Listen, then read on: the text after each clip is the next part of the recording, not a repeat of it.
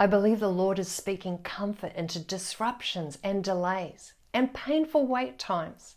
He wants you to know that He's with you. In fact, right now you're in a divine appointment. You may have experienced loss, but your God specializes in restoration, and He has a harvest for you. Sometimes we find ourselves stuck in what seems to be an inconvenient delay. And we can't wait to get through it quickly so we can get to the real stuff God wants us to do. Yet all the while, our Father is saying, you are not only on the way to your destination, you're in my divine appointment right now. I am with you and I am for you. And this is what happened to the Apostle Paul. In Acts 27-28, Paul's situation seems to be going from bad to worse. He's a prisoner of the Romans, and after a long delay, Paul is finally on the way to Rome for sentencing.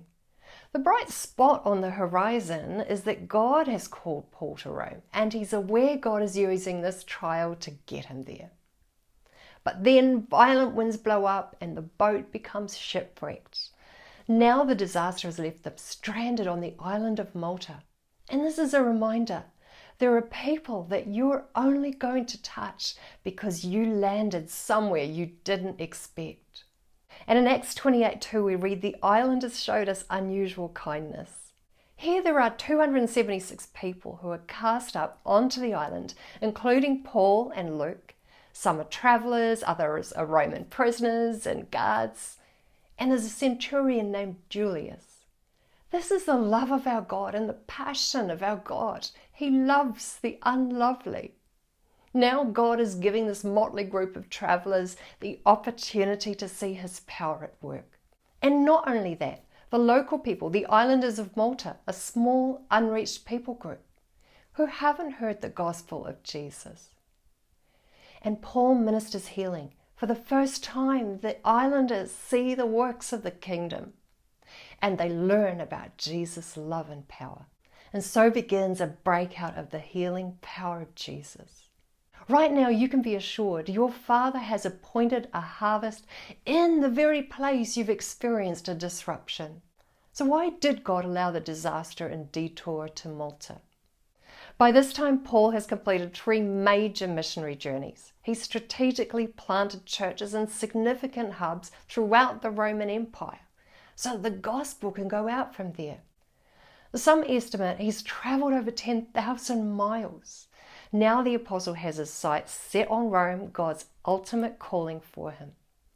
Paul has done all he has been called to do, and the end goal, Rome, is in view. But for the love of God who allows an unexpected detour. For Paul's missionary days are not over. What an amazing God we serve. He loves people with magnificent passion. No one is left out. And because of this, God may interrupt your well-ordered schedule. At times, He will even allow your discomfort to drop you into His purposes. But He will turn the bitter into sweet. In the place of loss, you discover God has given you new friends and you find favour in unexpected places.